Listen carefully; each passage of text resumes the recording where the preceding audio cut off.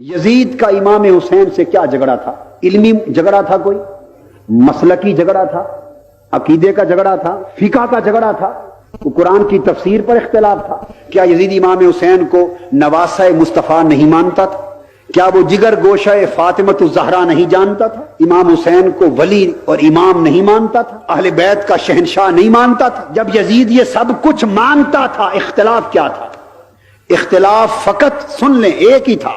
یزید کا نقطہ نظر یہ تھا کہ حسین تو اتنا متقی، اتنا پرہیزگار، اتنا عالم، اتنا عابد، اتنا عارف، اتنا زاہد، اہل بیت کا امام، اولیاء کا امام، مصطفیٰ کا نواسہ، اتنی اونچی ہستی، آپ کا کام حکومت اور سلطنت کے ساتھ کیا ہے؟ آپ خالی مسجد میں واعظ کیا کریں، لوگوں کو درس دیا کریں، قرآن کی تبلیغ کیا کریں، آپ واعظ کیا کریں اور میں راج کیا کروں، وہ لوگوں کو تبلیغ کریں تاکہ اسلام فقط مسجد کی چار دیواری میں بند رہ جائے، اسلام درس قرآن سے آگے نہ بڑھنا چاہے، اسلام واعظ اور تبلیغ سے آگے نہ بڑھنا چاہے، سلطنت کفر کے نظام پر چلے، سلطنت ظلم کے نظام پر چلے، سلطنت غنڈہ گردی سے چلے، سلطنت لوٹ مار سے چلے، سلطنت بددیانتی سے چلے، سلطنت بے حیائی سے چلے، سلطنت میں شراب چلے،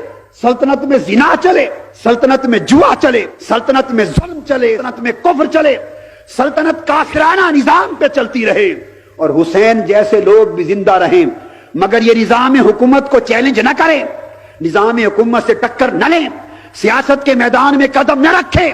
حسین فقط مسجد میں لوگوں کو جمع کر کے قرآن کا واعظ دیتا رہے ساری زندگی، اور مسجد سے باہر پورے معاشرے میں یزید کی حکومت کے تحت کافرانہ نظام چلتا رہے، اور یہ امت دو حصوں میں بٹ جائے، مسجد کے اندر کوئی اور نظام چلے اور مسجد کے باہر کوئی اور نظام چلے۔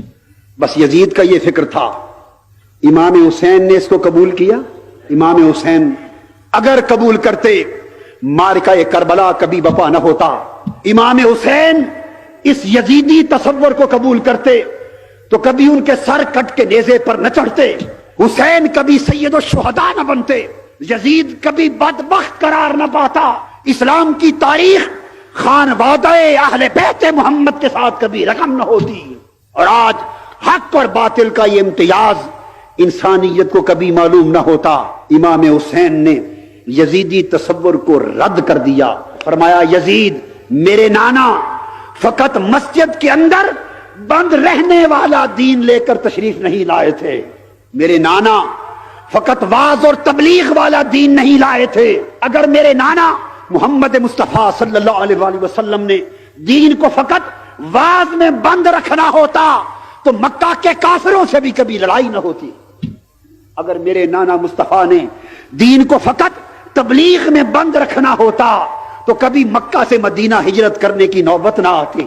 اگر میرے نانا نے دین کو فقط درس تک بند رکھنا ہوتا تو کبھی بدر کا معرکہ بپا نہ ہوتا، احد میں کبھی چہرہ مصطفیٰ زخمی نہ ہوتا، کبھی صحابہ کے تن بدن شہید نہ ہوتے، کبھی خندقیں نہ کھدتی، کبھی طائف کے بازاروں میں مصطفیٰ کے جسم لہو لہان نہ ہوتے، اور کبھی یہ خونی معرکے جو آقا دو جہاں کی پوری حیات مبارکہ میں وپا ہوتے رہے، یہ نہ ہوتے۔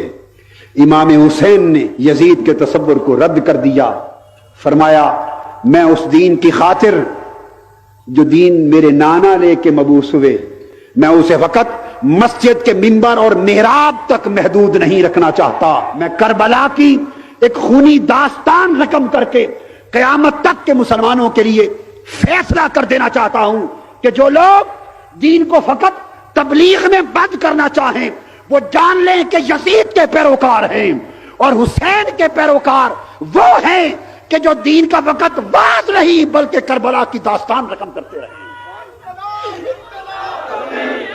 یزید اسلام کو فقط عقیدہ رکھنا چاہتا تھا، حسین اسلام کو عقیدے سے بڑھ کر نظام بنانا چاہتے تھے۔